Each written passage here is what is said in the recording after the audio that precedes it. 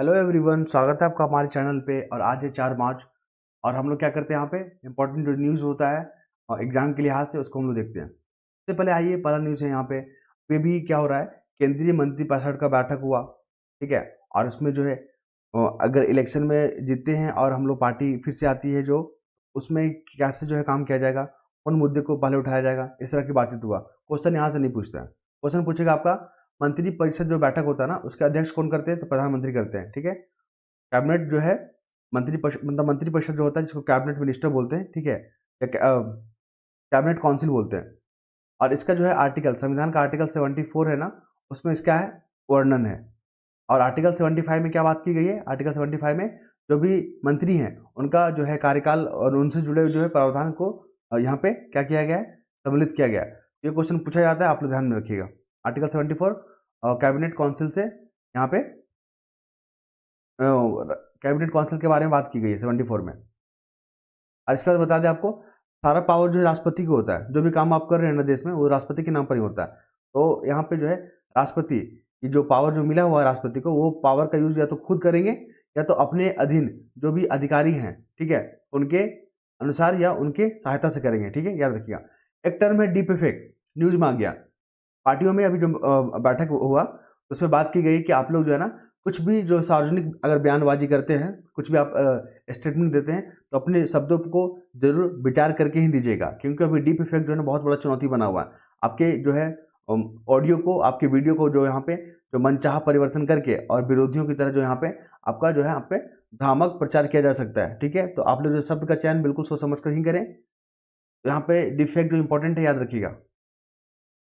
Defect क्या होता है, आपको सिंपल सा प्रोसेस बता देते हैं। डिफेक्ट क्या होता है कि यहाँ पे अ, आपका आर्टिफिशियल इंटेलिजेंस और कंप्यूटर का के जरिए जो है ना, हम वीडियो और जो ऑडियो होता है ना, उसमें आप क्या कर सकते हैं, मनचाहा परिवर्तन कर सकते हैं।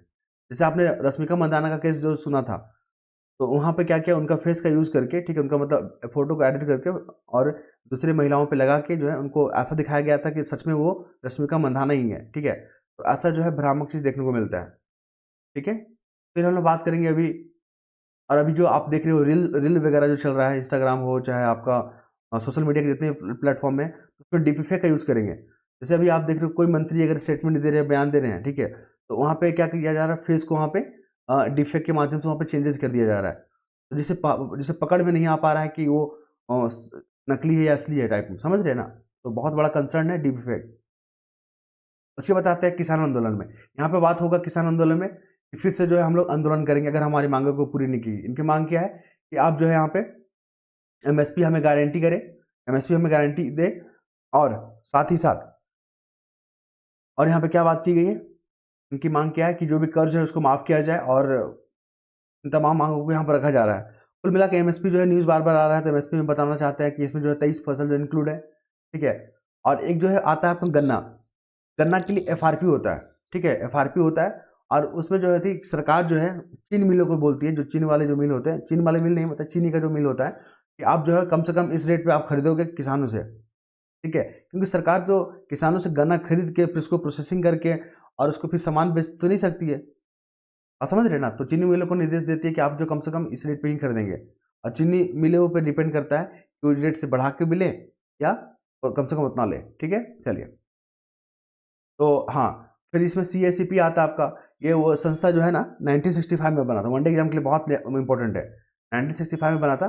पहले इसका सीएसीपी नाम नहीं हुआ था, उसका नाम था कृषि मूल्य आयोग होता था। नाम क्या होता था? कृषि मूल्य आयोग होता था। लेकिन 1985 में इसका नाम चेंज करके सीएसीपी कर दिया गया।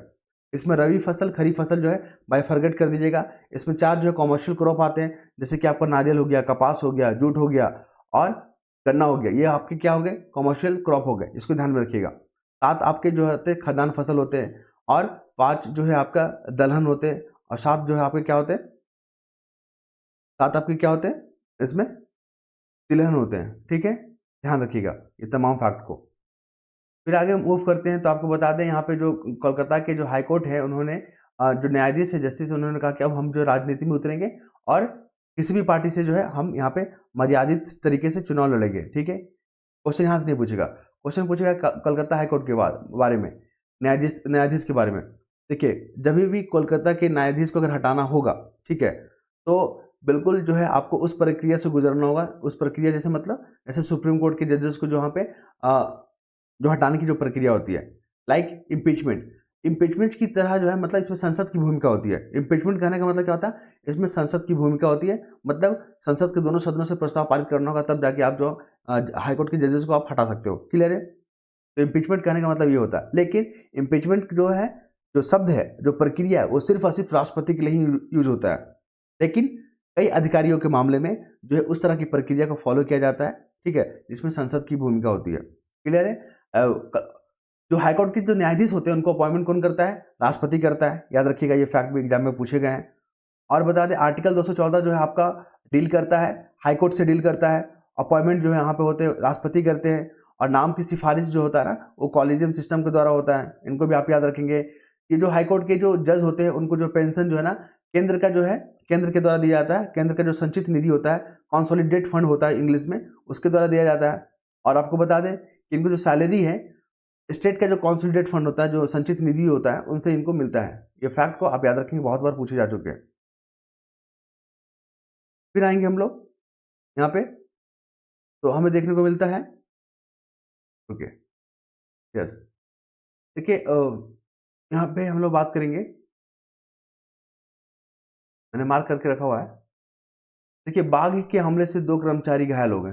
ठीक है, बहुत मतलब बड़ा कंसर्न तो नहीं है, लेकिन यहाँ से क्वेश्चन कैसे पूछता है, ये जो बाघ जो थे ना, वो थे आपके बांधवगढ़ बाघ अभ्यारण्य में। ये क्वेश्चन पूछेगा कि बांधवगढ़ जो है अभ्यारण्य जो मैचिंग के फॉर्म में 4 दे देंगे आपको, इधर नेशनल पार्क या टाइगर रिजर्व दे देंगे, इधर उसका दे देंगे स्टेट, बोलेगा मैचिंग करके दिखाइए।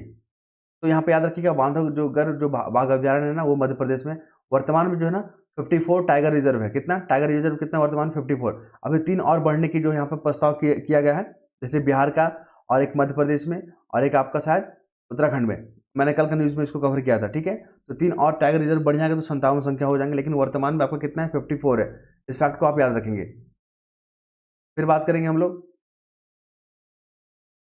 नेक्स्ट मुद्दे पे बात करेंगे। तो यहाँ पे कुछ कुछ खास नज़र नहीं आया इस पेज पे मुझे। इसके बाद आगे हम लोग देखेंगे, तो यहाँ पर जो हमें देखने को मिलेगा, ये रहा।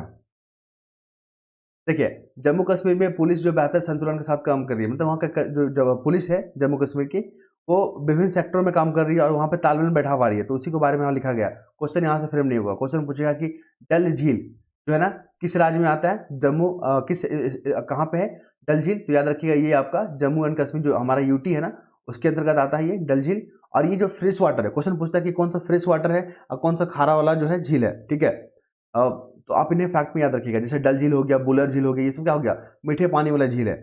ठीक है, लेकिन जो सांभर झील हो गया, फिर आपका पुलकित झील हो गया जो उड़ीसा में है, यहाँ पे चिल्का झील हो गया, ये सब क्या है, खारा पानी वाला झील है।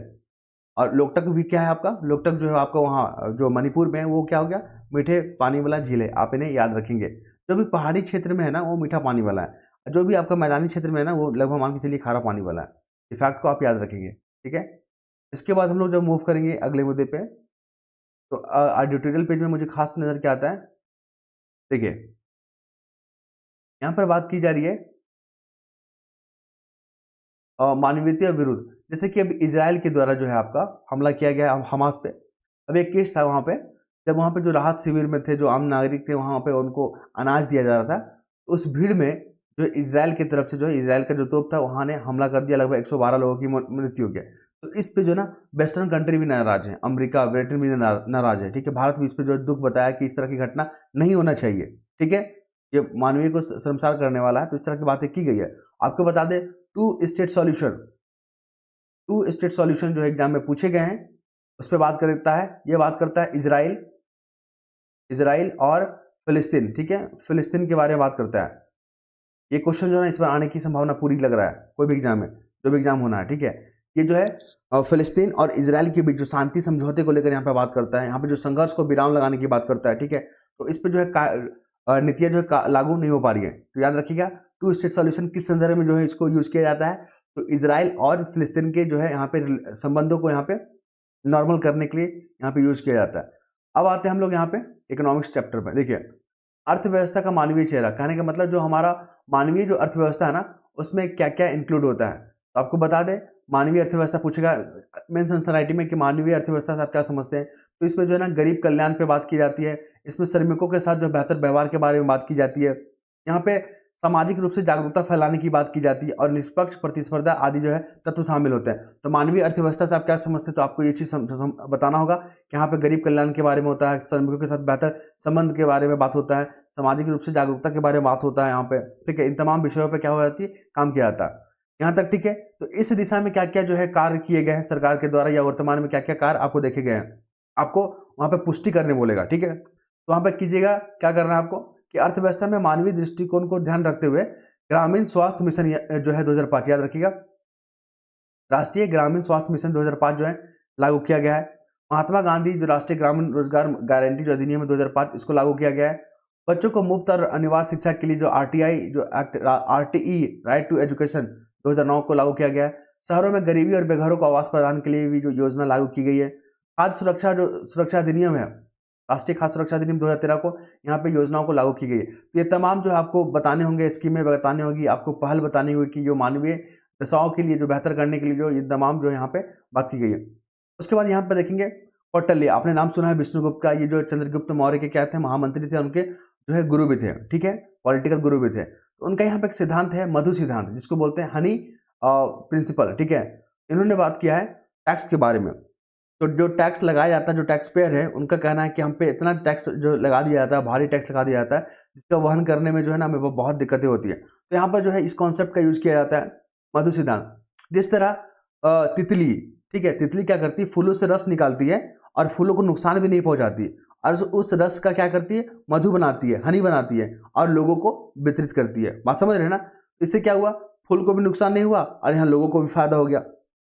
अगर आप इतने सारे स्कीम को चला रहे हो तो उसके लिए तो फंड चाहिए ना, उसके लिए पैसा चाहिए ना। तो यहाँ पे जो कौटिल्य का जो कॉन्सेप्ट आप यहाँ पे चर्चा कर सकते हो, मेंस आंसर राइटिंग बहुत बेहतर होगा, ठीक है। तो यहाँ पे मधु सिद्धांत के बारे में बात की गई, तो यही हो गया। इसके बाद हम लोग बात करते हैं एमएसपी को लेकर। देखिए अभी एमएसपी में क्या हो रहा है कि किसान बोल रहे हैं कि नहीं हमको गारंटी देवे कीजिए, हम बिना गारंटी लेने नहीं मानेंगे, इस तरह का मुद्दे उठ रहे हैं। लेकिन यहाँ पे जो है एमएसपी को जो गारंटी देना संभव नहीं है। देखिए हमारा जो बजट है ना 40 लाख करोड़ का बजट है हमारा, ठीक है। अगर हम लोग जो है मान जाते हैं एमएसपी को गारंटी अगर कर देते हैं तो लगभग 10 करोड़ रुपया जो है ना, 10 लाख करोड़ रुपया जो है हमारा किस में चला जाएगा, लगभग आपका एमएसपी में चला जाएगा। तो बाकी जो विकास वाली जो योजना है, बाकी जो डेवलपमेंट के लिए जो हमारी स्कीमें चल रहे हैं, सामाजिक सुधार के लिए जो स्कीम चल रहे हैं, उसके लिए फंड फिर कहाँ से आएगा, ठीक है।